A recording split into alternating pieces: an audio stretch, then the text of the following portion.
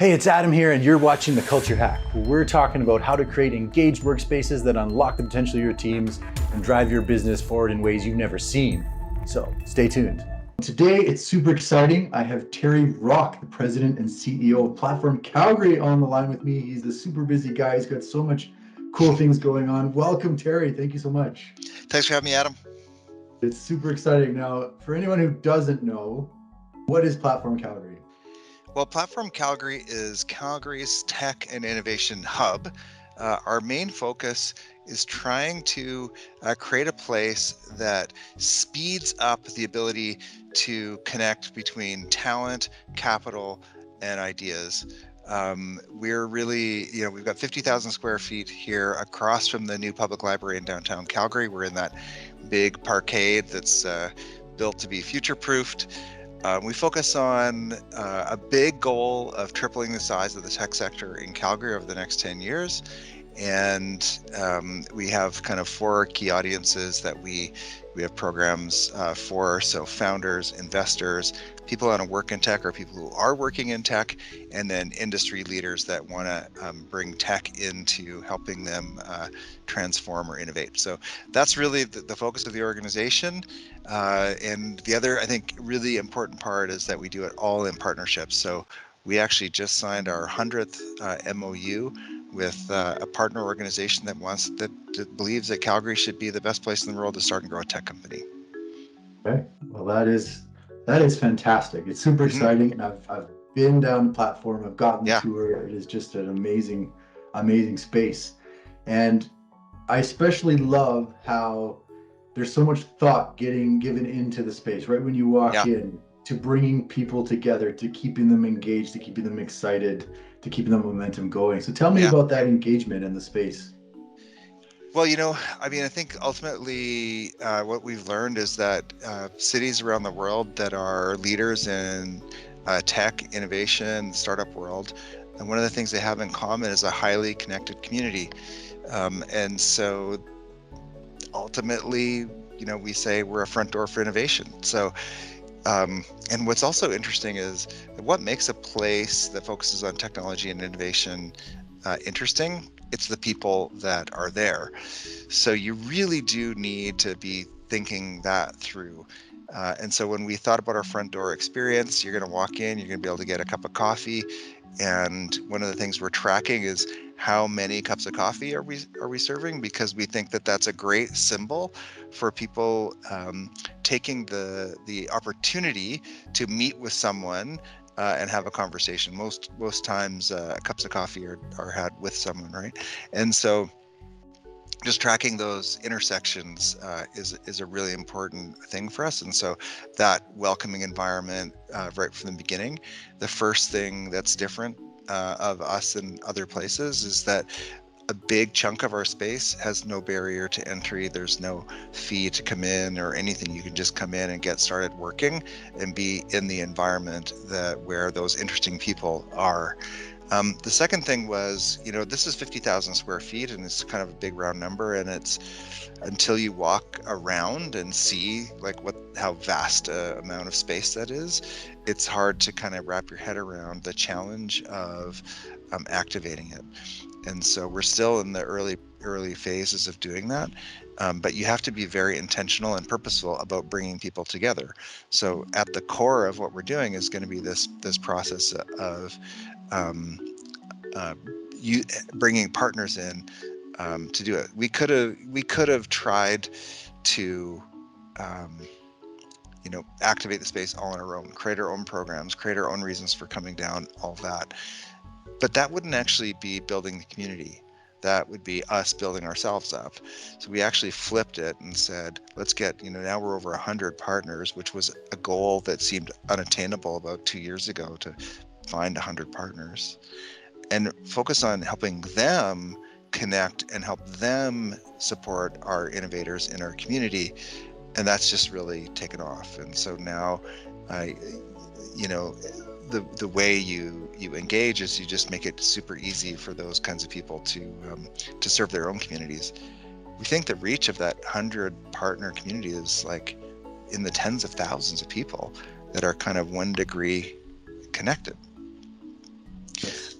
Yeah, It's pretty amazing. I like that idea about bringing people together and then trying to solve their problems for them as yes. well. And you talk about kind of removing obstacles. What are some of the obstacles that you see that kind of you've had to deal with? Yeah, well, I think that what's interesting is that when we're talking about culture, ultimately there's shared values at the core of that. Like you don't have a culture if you don't have shared values, whether it's your family or your team, at work, or a big community like this, or even a province or a country. It like comes down to shared values is what our culture is based on.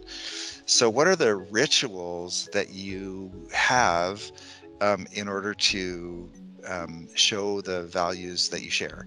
And so when we think about the two things that get in the way are just size of community is one. Like it becomes a logistical challenge simply to do that. But we, on a monthly basis, we have a partner meeting. And it's just a meetup of people that are doing this. We were not. It was hard to engage when it was over during COVID. This group of people, but now, the last meeting we had 30 of them show up. Tomorrow we have one. We have over 60 people showing up, and a big part of it is just getting to spend time with each other, getting to know each other, making putting a name to a face, and someone at the end of the that email, so that you start to get to know what you have in common. So that ritual of just getting together, we're gonna start adding more of those things, but it's just finding the time to prioritize that. We do little things on our team here. As an example, we have a weekly all hands meeting, and at the end of the meeting, we have the burro, which is a stuffed burro that I got in Mexico a few years ago, and it's handed out, and it's passed around. So whoever has the burro passes it on. It's for whoever's been kicking butt and needs to be recognized. It might be behind the scenes typically, so it's a peer recognition. And then there's a presentation at the end of every our weekly meeting where the burro is passed on. So it might be, a marketing coordinator who has the burro and they're handing it off to someone in the growth team. And then they hand it off to someone in accounting, and they hand it off to someone in events. And so we get to celebrate everyone for their contributions. And I would say that one of the biggest challenges in any organization that I've been in that's fast moving, is finding the time to pause and celebrate what you've accomplished and recognize it and just take it in. In a hard driving culture, those moments are going to fly by and you're going to forget to what you've actually accomplished. And so building that time in, I think, is the biggest challenge of all of this. And so you actually have to schedule those connection points, Mm. bake them in I, with rituals. Yeah. I love that, and I love the idea of ritual. Right? It's not just doing it once. Right? Everybody's solution Yes. to engagement is like, oh, we'll host a barbecue. Right? No. That's like the number one thing, and you could actually lose trust dropping something that into a culture where there's some Yeah. things going Yeah. on. Right? Well, one of the things that we do as an example is, so we really see ourselves as a community building organization.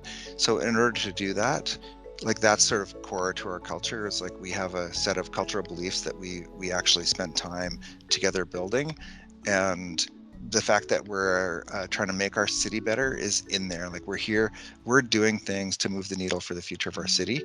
And then so you have to know then what your city is like.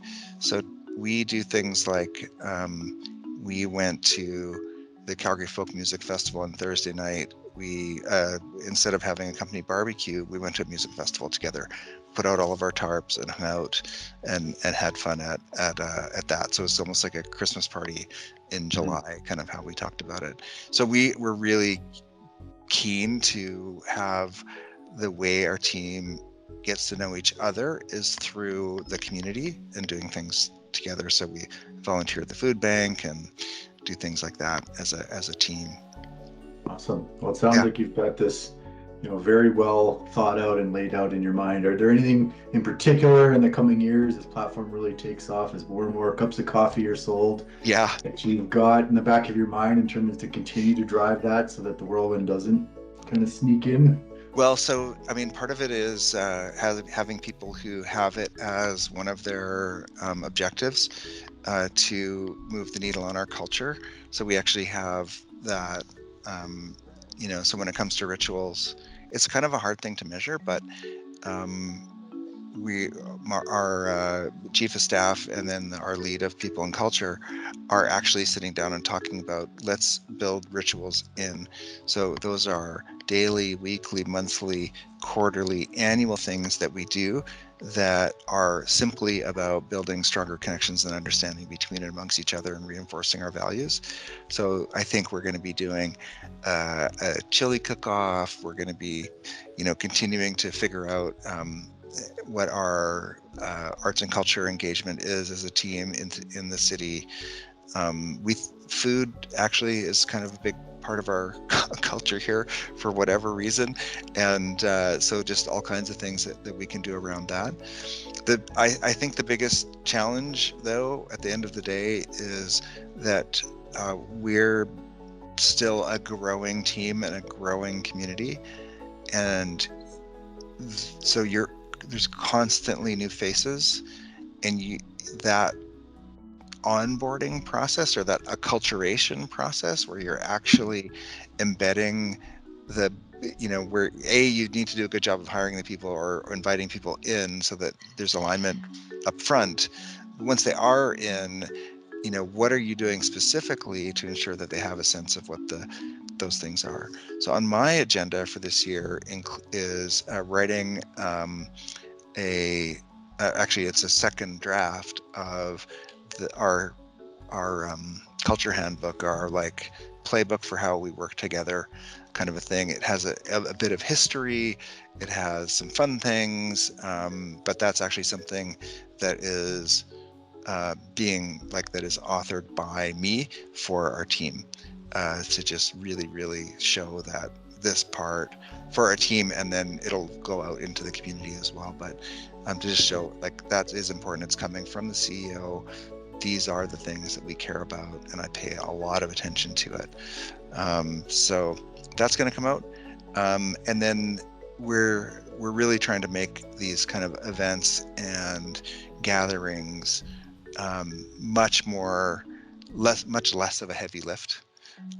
Just much more something that we just have playbooks and we run them, and it works every time, and people just get it and kind of get a sense of that, what's happening. I think you can do a lot to deal with challenges around internal communication and alignment by focusing on culture. And you hear people say, I don't know what's going on, and the reality is that's actually a sort of a tuned inness, like a connectivity, and so we're going to focus on that. Okay. I love it. I love the book. I love the connectivity. I think Yeah. it's just fantastic what you guys are doing there. And I think ultimately the point that I'm hearing is that culture, like any other discipline, is designed. There's a lot of thought and effort that's gone into this. And Yeah. you're going to get a culture whether you like it or not. It might be the one you want, it might not. Yeah. But you can design it just like anything else. We right? started the process of, about 4 years ago, of building what became Platform Calgary with some guiding principles, and those actually became our strategy when I looked back.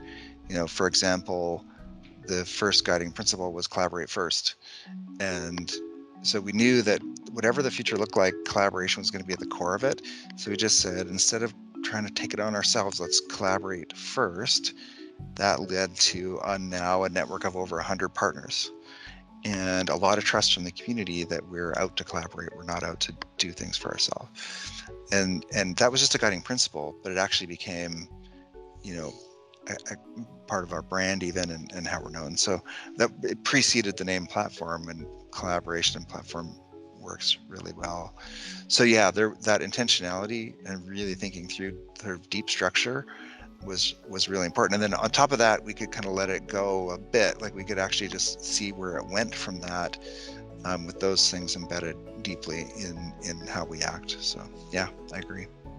Okay, fantastic. Well, thanks so much, Terry. You've given me a lot to think about. I've got some cool ideas, and Good. hopefully, if anybody watched, they've got some cool ideas as well.